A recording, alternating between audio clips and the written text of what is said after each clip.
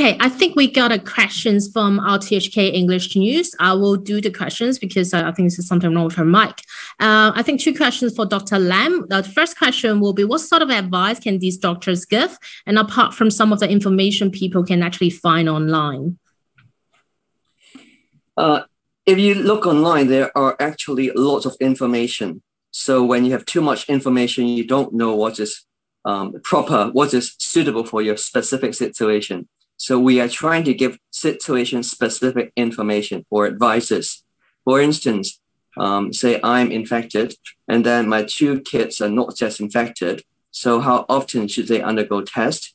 And in my particular situation, such as I have two rooms in my house, and then we have only one toilet. So how can we do to reduce the possibility of transmitting the disease to the uninfected person? Another example would be such as my father is tested positive on the COVID, and then he has known diabetes for quite a long time, is taking several drugs. So now he is developing a fever. Can he take the usual paracetamol, the fever drug? And if so, what kind of a dosage should be suitable for him? So these are the questions we can answer. Another situation might be, now, I've been here for 6 days and I tested positive today, but I have already got 2 injections of COVID vaccine. What should I do next? And what about my husband who is so far tested negative?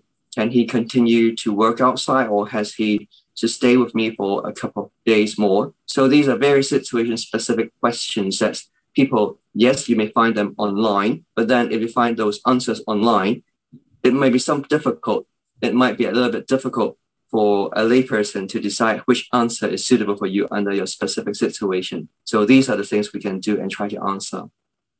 Right. And then the second question will be, will there be so many people be sending in the questions at the end, and the questions will never be answered? And just like that, just like what happens with the government's hotline?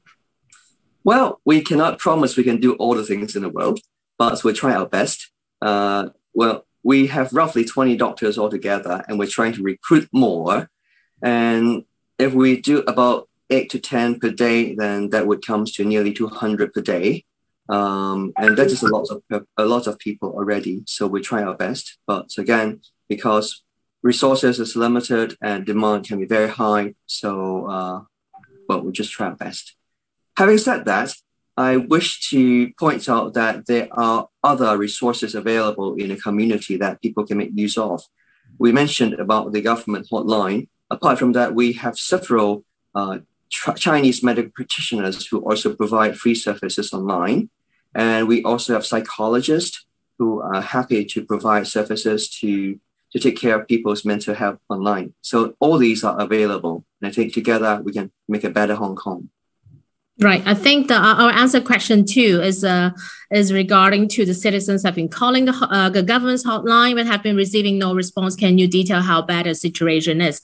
I think I think everybody basically know how bad the situation is, because you basically have everyone's around you will be confirming COVID. So I think the situation is that there is room to improvement for the government. But since we have voluntaries that is willing to help at this situation, why don't we work together? So tackling COVID is not something that you can just stand alone and not caring about everybody else. It's basically a thing that the whole Hong Kong has to move together and get things done. So our program is just trying our best. Since we have 20 doctors, we recruit more, and we're getting volunteers to help out picking hotlines, getting information, getting contacts with people, just trying to provide help. I think it doesn't really matter how bad the situation is that we are providing a bit of help in the whole situation and try to get things done.